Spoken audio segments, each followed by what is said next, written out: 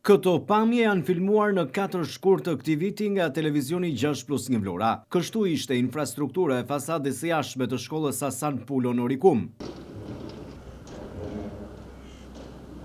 Por në vetëm pak kohë nisi dhe u zbatua projekti i Bashkisë së Vlorës. Pamjet që po ndiqni janë filmuar këtë fundjavë nga televizioni 6+1 Vlora dhe ku siç shikoni, tashmë fasada ka ndryshuar totalisht. Projekti i hartuar dhe zbatuar nga Bashkia e Vlorës me fondet e buxhetit të këtij viti pati si qëllim rikonstruksionin e fasadës, zvendësimin e dritareve, rikonstruksionin e murit rrethues të shkollës së mesme Hasan Pulo në Orikum.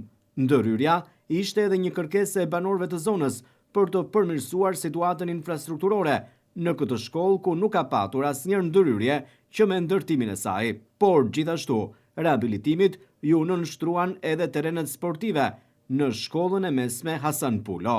Kjo është një shkollë e rëndësishme për zonën e Orikumit, pasi përmbledh të gjitha fshatrat e kësaj njësie administrative.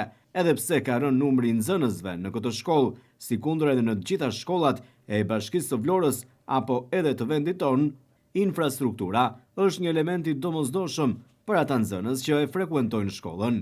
Shkolla e mesme Hasan Pulo prej vitesh ka qenë një prej institucioneve më të rëndësishme arsimore në këtë zonë, ndërsa tashmë me rehabilitimin që Bashkia e Vlorës i bëri fasadës, po realizoi edhe zvendësimin e dritareve dhe rikonstruksionin e murit rrethues të kësaj shkolle, nxënësit kanë një siguri më shumë dhe kushte më të mira.